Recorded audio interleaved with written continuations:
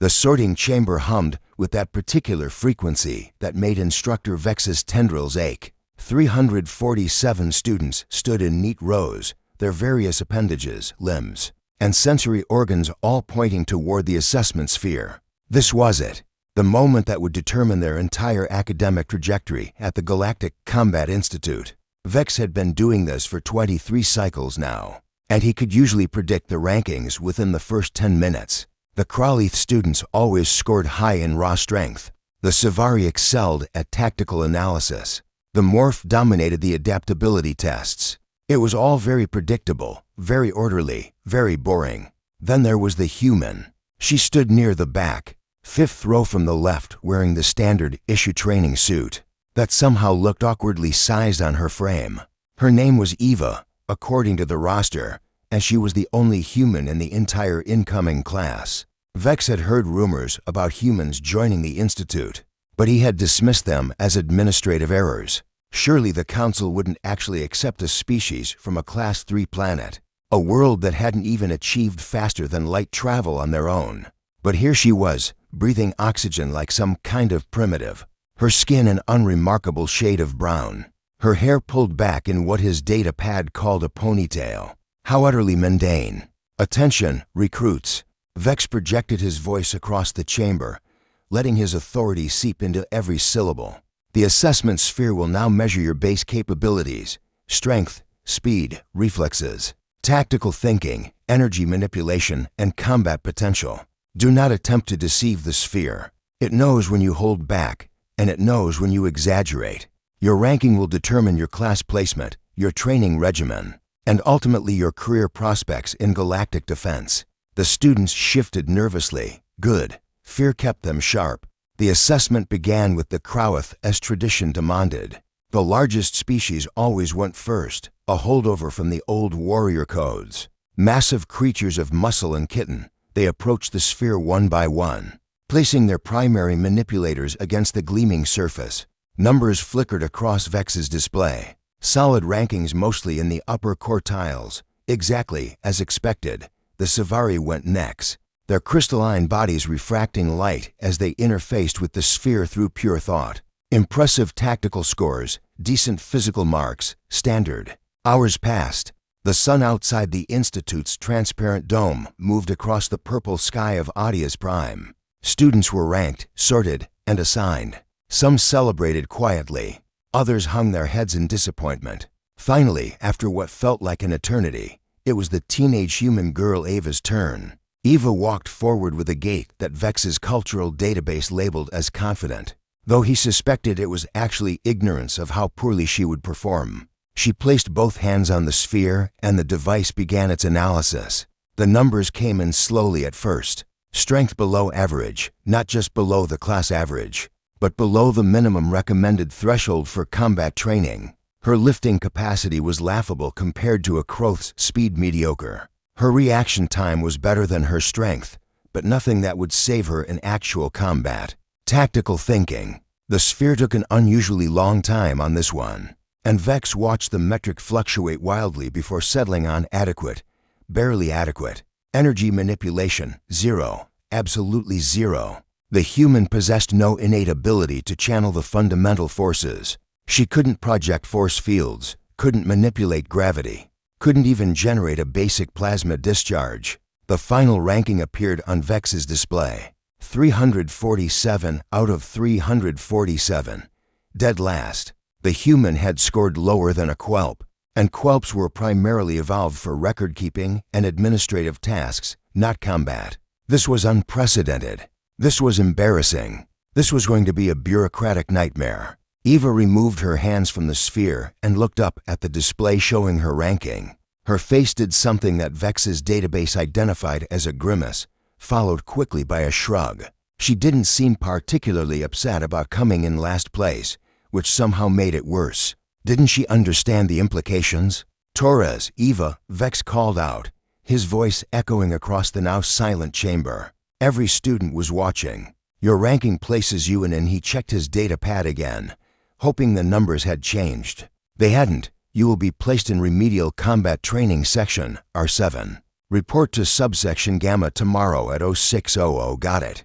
The human said, her voice carrying an odd inflection that the translator struggled with. Was that sarcasm? Vex couldn't tell. She walked back to her assigned spot, and Vex noticed something interesting. Despite ranking last, despite the humiliation of being the weakest student in the entire class, she walked with her head up, her shoulders back, her pace steady. Either she was incredibly dense, or she genuinely didn't care about the social implications of her failure. The other students whispered among themselves. Vex caught fragments of their conversations through his sensory ray. The word human was repeated often, usually followed by variations of primitive, weak, or his personal favorite. Why is she even here? Vex dismissed the class and retired to his office, a modest space overlooking the Institute's training grounds. He poured himself a glass of Rexian amber, the strong stuff that made his tendrils numb, and pulled up Eva's file on his workstation. Born on Earth, third planet in a yellow dwarf system. Age, 22 Earth years, equivalent to roughly 17 standard cycles. Previous education, various institutions on her home world, none of particular note. No combat training beyond something called high school gym class, which appeared to involve running in circles and hitting balls with sticks. No genetic modifications, no cybernetic enhancements, no military background whatsoever. So why was she here? Vex scrolled further down the file until he found the acceptance letter. It had been signed by Counselor Thra himself, one of the most respected military strategists in the galaxy. The letter was brief. Accept this candidate's special provisions authorized under Exploratory Species Protocol. Further details classified. Classified. Wonderful. That meant Vex couldn't even request more information without triggering a security review. He finished his drink and decided to forget about the human for the evening. She would wash out of the program within a month, maybe two if she was stubborn. The remedial sections were designed to help marginal students improve, but there was only so much you could do with such limited raw material. Some species simply weren't cut out for galactic combat, and humans apparently numbered among them. The next morning arrived with the typical efficiency of military institutions. Vex oversaw the standard classes, taught a seminar on tactical assault patterns, and tried very hard not to think about the human ranked last in her year. But then the report came in from the remedial section. Instructor Gra, who oversaw section R7, had requested an immediate meeting. That was unusual. Gra was a Crowth built like a small mountain, and in 15 years of teaching, he had never once requested a meeting with Vex. Vex found him in the observation deck overlooking Training Ground 7 where the remedial students were running basic exercises. Gra stood with all forearms crossed, his massive head tilted in what Vex recognized as confusion. What's the problem? Vex asked, joining him at the railing. The human grumbled, his voice like rocks grinding together. She is unexpected. How so? I reviewed her assessment scores. She's the weakest student we've ever admitted. Physically, yes, absolutely. She cannot lift even a quarter of what my weakest Crowth student can manage. Her muscle density is pathetic. Her bone structure seems designed to break under stress. Then what's the issue? Gra pointed down to the training ground with one massive hand. Watch her. Vex followed his gesture and spotted Eva immediately. She was on the obstacle course, a relatively simple setup designed to test basic agility and problem solving. The course included climbing walls, balance beams, rope swings, and various barriers. Eva was currently struggling with a climbing wall that most students could scale in under 30 seconds. She had made 3 attempts and kept sliding back down, her hands unable to find proper purchase on the smooth surface. Objectively, it was painful to watch, but she kept trying. 4th attempt, 5th, on the 6th try, she changed her approach using the seams between panels. Instead of trying to grip the flat surface, she made it halfway up before her arms gave out, and she fell back to the padded floor. 7th attempt. This time she succeeded, hauling herself over the top through what appeared to be pure stubbornness. Persistence is admirable, BX admitted, but it doesn't change her fundamental limitations. Keep watching, Gra insisted. The next obstacle was a rope swing across a pit. Most students simply grabbed the rope and swung across. Eva stared at the rope for a full minute, then at the pit, then back at the rope. Then she walked 20 paces back, sprinted forward, grabbed the rope at the last possible second, and used her momentum to carry herself across in a wild, ungainly arc that somehow worked. That's not how that obstacle is supposed to be solved, Vex said. Exactly. The pattern continued. Every obstacle that required raw strength, Eva failed or barely succeeded. But every obstacle that could be solved through alternative methods, she found a way. When she couldn't climb over a barrier, she found a gap to squeeze through. When she couldn't jump across a gap, she located a narrow point and used a running start. It was inefficient. It was inelegant. It was completely unorthodox, but it was working. She finished the course, Gris said, checking his chronometer. Dead last in her group, but she finished. All of her groupmates are physically stronger, faster, more capable, but 3 of them gave up. And this concerns you because I threw everything in the training manual at her this morning.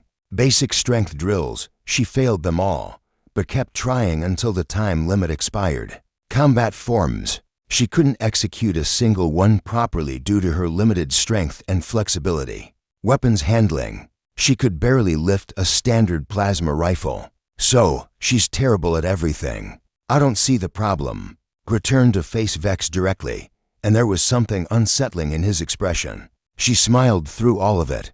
Every failure, every embarrassment, every moment where the other students laughed at her performance. She smiled, made some comment that the translator flagged as self-deprecating humor, and tried again. Vex, in 15 years of teaching, I have never seen a student rank dead last and still show up to afternoon training.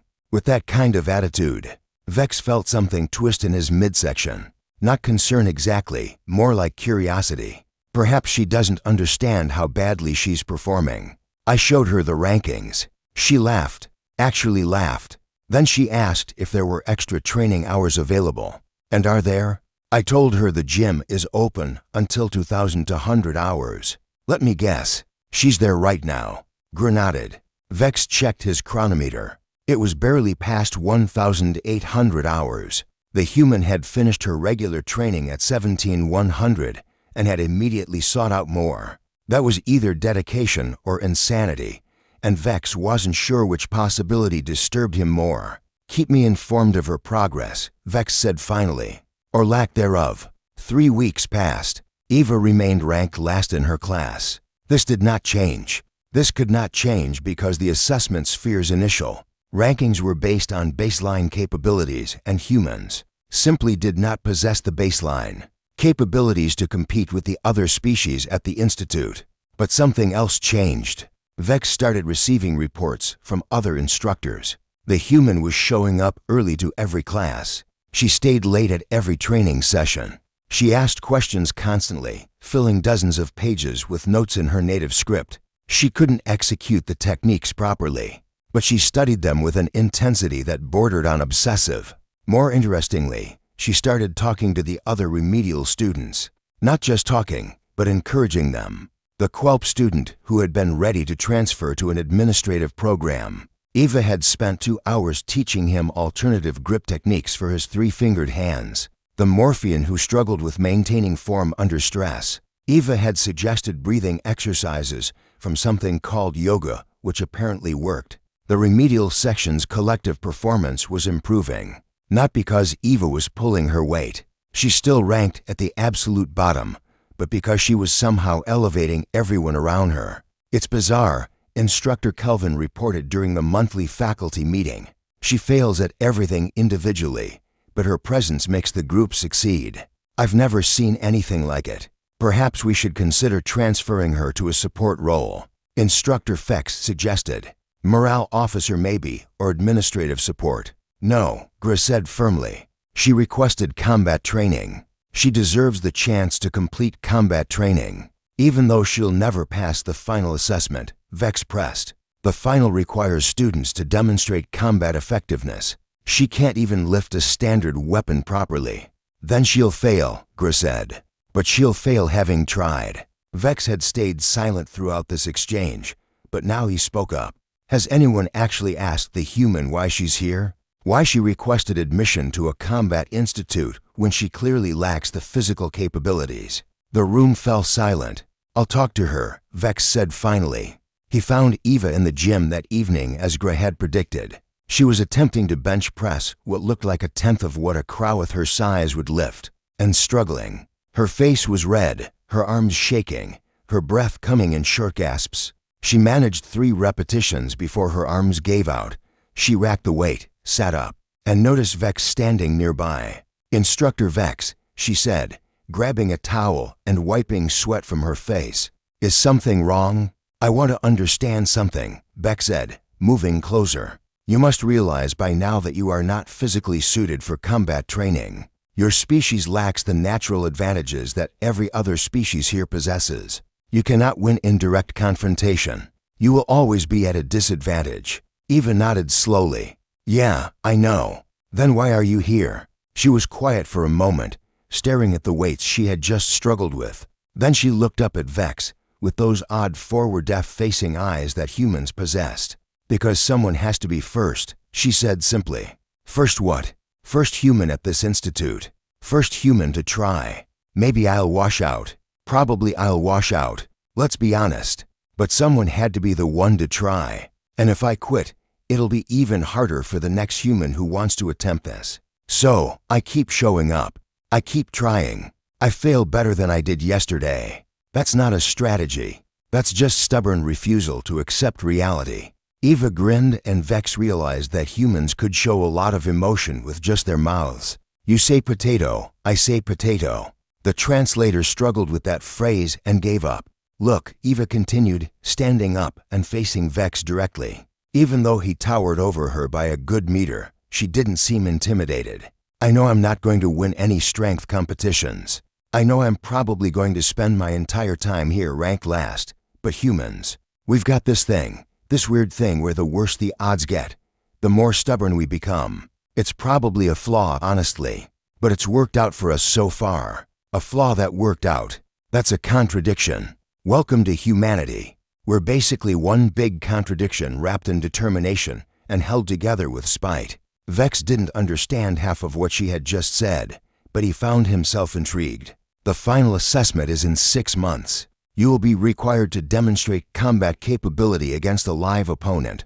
Based on your current progress, you will fail."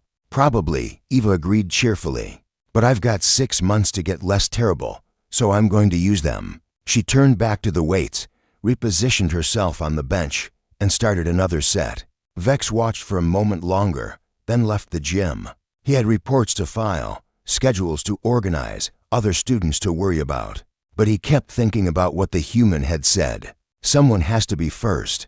The weeks continued to pass. Eva remained ranked 347 out of 347. Her test scores were still abysmal. Her physical capabilities remained far below acceptable standards. But she showed up every single day. And then came the incident with the hammer of burden.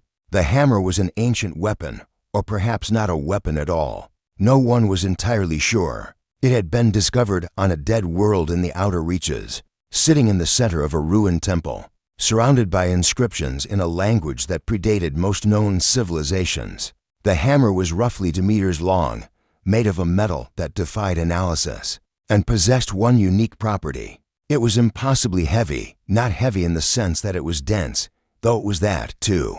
Heavy in the sense that it seemed to pull at reality itself. Gravitational sensors went haywire around it. Touching it felt like trying to lift a collapsed star. The strongest Krolith warriors couldn't budge it. Morph, who could alter their body density to lift incredible weights, found it immovable. Even mechanical assistance failed.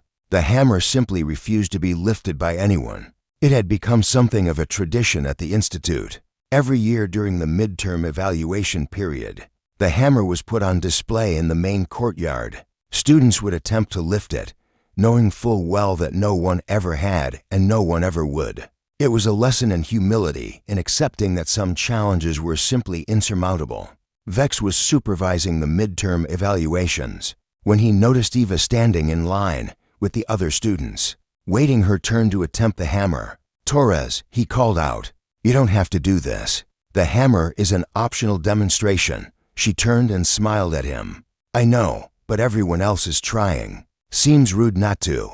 You'll just embarrass yourself. If the strongest students in the Institute cannot move it, what makes you think? Oh, I definitely can't move it, Eva interrupted. But like I said, seems rude not to try. Vex decided not to argue. Let her fail along with everyone else. At least this failure would be shared with her peers. The line moved forward. Crowleith students attempted the lift with all four arms, straining until their kitten cracked from the effort. Savari tried to use tactical leverage points, achieving nothing. Morph altered their forms into configurations designed for maximum lifting power, and still couldn't shift the hammer even a millimeter. Finally, it was Eva's turn. She approached the hammer with that same casual gait Vex had noticed on her first day. She studied it for a moment, walked around it once, then shrugged and grabbed the handle with both hands and lifted. The hammer rose from its pedestal as easily as if it were made of foam. The courtyard went absolutely silent. 347 students and 24 faculty members stood frozen, staring at the human who had just done the impossible. Eva looked down at the hammer in her hands, looked up at Vex, and said the most perfectly human thing possible. Huh, that's weird. The hammer of burden hung in Eva's hands like it weighed nothing at all, which was impossible.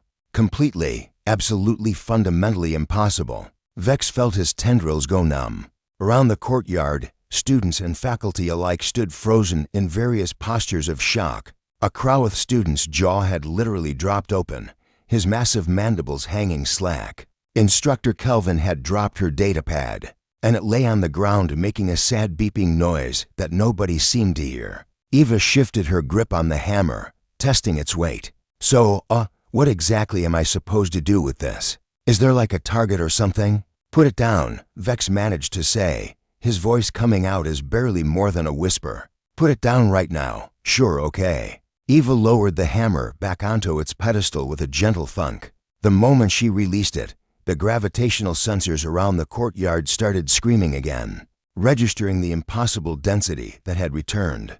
Did I do something wrong? You look kind of freaked out. Wrong? She had just violated several fundamental laws of physics, and she was asking if she did something wrong. Instructor Gr was the first to recover. He strode forward, all four arms flexing, and grabbed the hammer's handle with maximum force.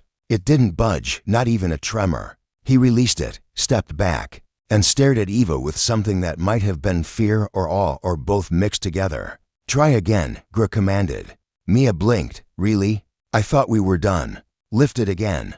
Now, she shrugged and picked up the hammer again. It rose as if gravity had simply forgotten to apply to her. She held it aloft with both hands, then switched to one-hand testing. It's actually pretty light. Maybe there's something wrong with your sensors. Could be a calibration issue. A calibration issue. She thought the ancient mystery that had baffled scientists for 3 centuries was a calibration issue. Swing it, Vex said, his mind racing through possibilities. Telekinesis? No, humans didn't have that ability. Gravity manipulation. The sphere had detected zero energy manipulation capability. What in the name of the founders was happening? Eva looked around the courtyard, found an empty space, and gave the hammer an experimental swing. It moved through the air with a sound like reality tearing, leaving a faint shimmer in its wake. When she brought it to a stop, the gravitational sensors briefly registered readings that made absolutely no sense. Negative mass, folded space, dimensions that shouldn't exist. This feels really good, actually, Eva said, giving it another swing. Great balance. Who made this thing? We don't know, Instructor Fiex said, finally finding her voice. The civilization that created it died out millions of years ago. The inscriptions on the temple where it was found roughly translate to only the worthy may bear the burden of protection. We've tested it with every species in the galaxy. No one has ever moved it. No one. Well, someone must have moved it originally, right? Otherwise, how did it get to that temple? The logic was sound, but it missed the point entirely. The point was that Eva, ranked dead last in her class, weakest student in Institute history, had just accomplished what every warrior, scientist, and scholar had failed to do for centuries. I need to report this to the council, Vex said, activating his communicator. Torres, you will remain in the courtyard. Do not leave.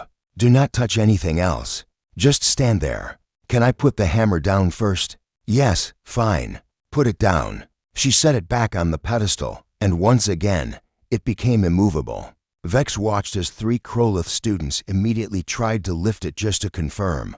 Nothing. It might as well have been welded to the planet's core. The next few hours were chaos, and Vex meant that in the most literal sense. Council members arrived via emergency transport. Scientists appeared with equipment Vex had never seen before. The courtyard was sealed off, declared a research zone, and flooded with personnel asking questions. Eva sat on a bench near the hammer, answering the same questions over and over. No, she didn't feel anything unusual. No, she hadn't trained for this. No, she had no idea why she could lift it. Yes, she was absolutely certain she was fully human with no genetic modifications. Vex stood with Gra and Kelvin watching the circus unfold. This changes everything, Kelvin said quietly. If humans can interact with ancient technology that we cannot, if they possess some quality that we've overlooked, one human can lift one specific object. We don't know if this applies to all humans or just her, but we have to consider the implications. The hammer is believed to be Forerunner technology. If humans have some connection to the Forerunners, Vex held up a tendril for silence. Let's not leap to conclusions. We need data. We need tests. We need to understand what actually happened here before we start rewriting galactic history. Counselor Thur arrived an hour later, his scaled form moving with the confidence of someone who had commanded fleets. He spoke briefly with the research team, examined the hammer himself, and then walked directly to Eva. Miss Torres, he said, his voice carrying the weight of authority. I am Counselor Thur. I signed your acceptance letter to this institute. Eva stood up quickly. Thank you for that. I know my scores weren't exactly impressive, but I really appreciate the opportunity to. I knew this would happen. Thra interrupted. The courtyard went silent. Every conversation stopped. Every head turned. Excuse me, Eva said. I knew you would be able to lift the hammer. That's why I accepted your application. Vex felt his tendrils curl in confusion. Counselor, with respect, how could you possibly have known? Thur didn't look at Vex. His eyes remained fixed on Eva, because 30 years ago, I led an expedition to Earth.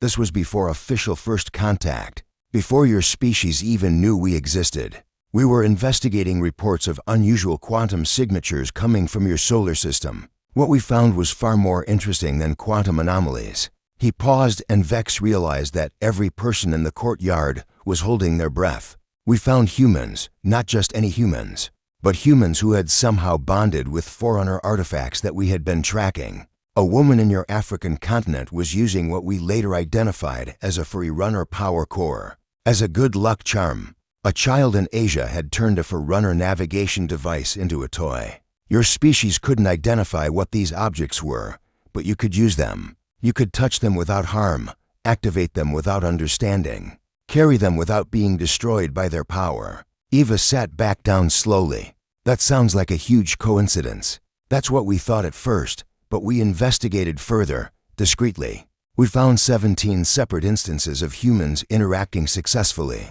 with Forerunner technology across your planet. Technology that kills or drives insane any other species that attempts to use it. Your people just picked these things up and incorporated them into your lives, without even realizing what they were. So what? Humans are special. That seems kind of unlikely given that we're ranked lowest in pretty much every physical category. Thro made a sound that the translator identified as laughter. Miss Torres, the Foreigners weren't interested in physical strength. They were the most advanced civilization the galaxy has ever known. They could have built their technology to respond to strength or speed or tactical thinking. But they didn't. They built it to respond to something else. Something that we still don't fully understand. And you think humans have this something else? I know you do.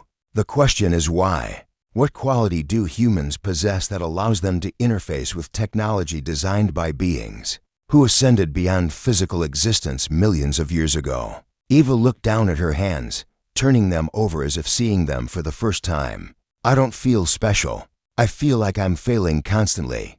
By our metrics, you are failing. Thra agreed. You are weaker, slower, and less capable than every other student here. But clearly, we're measuring the wrong things. Vex stepped forward. Counselor, what are you suggesting? I'm suggesting that we've been training warriors to fight like we fight, using strength, speed, energy manipulation, all the tools that conventional species possess. But the Forerunners fought differently. They didn't conquer with force. They protected with wisdom. The inscriptions on the hammer translate to only the worthy may bear the burden of protection. We assumed worthy meant strong. We were wrong.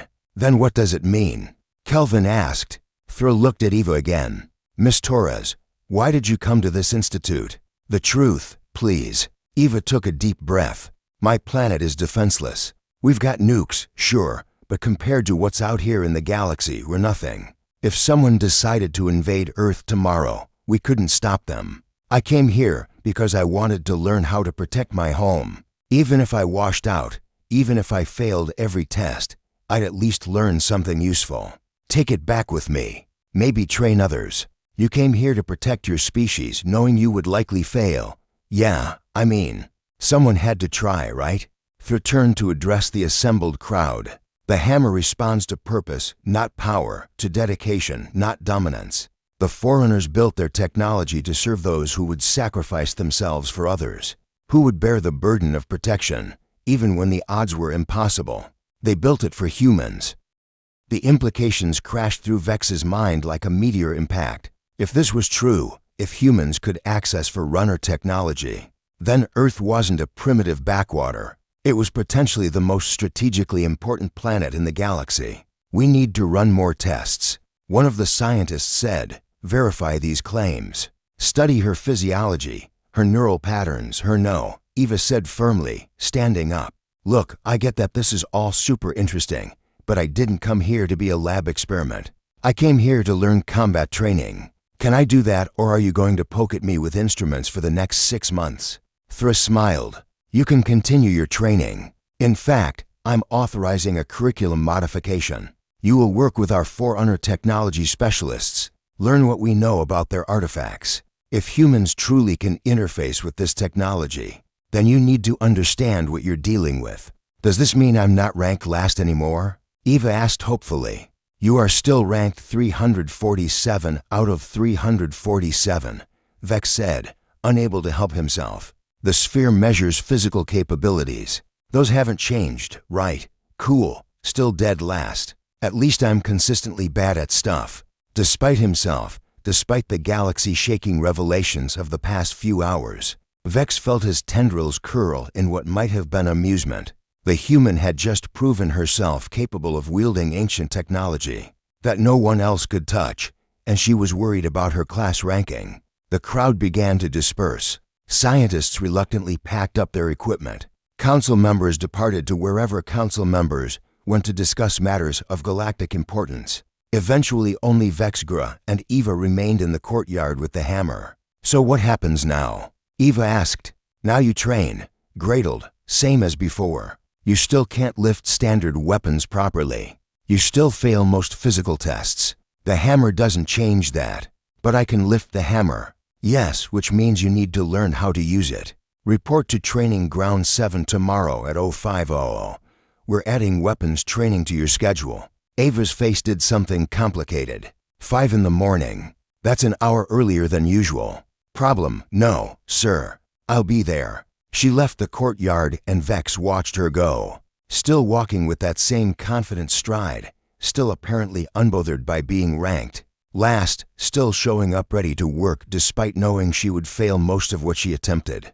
Vex said quietly, what do you make of all this? The massive Krolith was silent for a long moment. I think the galaxy is about to change, and I think that human is going to be at the center of it. Whether she wants to be or not, she still ranks last in her class for now. But we're not measuring the right things, are we? We never have been. The next 6 months were unlike anything Vex had experienced in his entire career. Eva continued to rank 347 out of 347 in traditional metrics. She still couldn't lift standard weapons effectively. She still failed strength tests. She still struggled with basic physical requirements, but she could wield the hammer. And not just wield it, she could fight with it. Grow worked with her daily, developing forms and techniques that no one had ever seen, because no one had ever been able to lift the weapon before. She was clumsy at first, her human reflexes not quite up to the task. But she improved slowly, frustratingly, incrementally. She got better. More importantly, she started finding other Forerunner artifacts in the Institute's archives. Objects that had been labeled as decorative or non-functional because no one could activate them. Eva touched them and they came to life. A shield generator that projected barriers of folded space. A scanner that could detect life forms through solid matter. A communication device that could translate any language instantly, even dead ones. The galaxy's understanding of human potential shifted dramatically. Earth, which had been dismissed as a backwater world, was suddenly receiving diplomatic overtures from a dozen major powers. The Council authorized a formal alliance. Trade negotiations began. Defense pacts were proposed, and Eva just kept showing up to class, ranking last, and trying her best. The final assessment arrived with typical military efficiency. Every student would face a combat trial against a live opponent. Victory wasn't required. Competency was. Show that you had learned. Show that you could apply your training. Show that you deserved to graduate. Eva was scheduled to fight last. Of course, she was ranked 347. She would go last. Vex watched as student after student completed their assessments. Most passed, a few failed. The standard distribution that occurred every year. When Eva's name was called, she entered the combat ring carrying the hammer of burden. Her opponent was a mid-ranked Krolith named Vaughn. Strong but not exceptional, fast but not remarkable. The match began. Vaughn charged immediately, using his superior size and strength to close distance. Ma sidestepped, swung the hammer in a wide arc that forced Vaughn to retreat. He circled, looking for an opening. Eva tracked him, her form imperfect but functional. Vaughn feinted left, attacked right. Eva blocked with the hammer's shaft, was driven backward by the impact. She recovered, countered with an overhead strike that Vaughn barely dodged. The hammer hit the ground and created a small crater. Gravitational sensors registering impossible forces. They fought for 3 minutes. Vaughn was faster, stronger, more experienced. Eva was determined, adaptable, stubborn. Neither could gain a decisive advantage. Finally, Gra called time. The match ended in a draw. Eva returned to the waiting area, breathing hard, covered in sweat. Vex approached her with his data pad. "Torres," he said, "your final ranking is 347 out of 347. She laughed breathlessly. "Consistently terrible until the end. At least I'm predictable."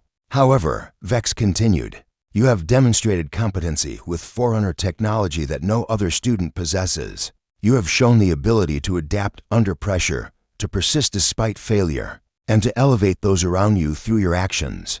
You pass." Eva's eyes widened. "I pass. Actually, past graduate from the Institute. You graduate ranked last in your class, but you graduate." She whooped, an odd human sound of celebration, and pumped her fist in the air. Other students looked over, some with confusion, others with what might have been respect. Counselor Thra appeared beside Vex, seemingly materializing from nowhere the way council members often did. "Miss Torres," Thra said, "congratulations on your graduation. I have an offer for you." "An offer?" "The council is forming a new division, Forerunner Technology Integration. We need someone to lead it. Someone who can actually use the artifacts we've been studying for centuries. Someone who understands both human perspective and galactic military doctrine. The position is yours if you want it." Eva was quiet for a long moment. Then she smiled that particularly human smile. "Will I still be ranked last?" "There are no rankings in research divisions, only results." "Then I accept on one condition." "Name it." "I want to recruit other humans for the program. Train them here at the Institute. Show them what I learned. Because someone has to be first. But they shouldn't have to be alone." Thra nodded. "Agreed. Welcome to Galactic Defense, Commander Torres." Vex watched as the human who ranked last in her class was promoted to a position that technically outranked him. The irony was not lost on him. The human who couldn't lift standard weapons, who failed basic strength tests, who struggled with every physical requirement, was now in charge of humanity's integration into galactic military structures. And somehow it made perfect sense because the Forerunners had been right. Strength wasn't what mattered. Speed wasn't what mattered. What mattered was showing up even when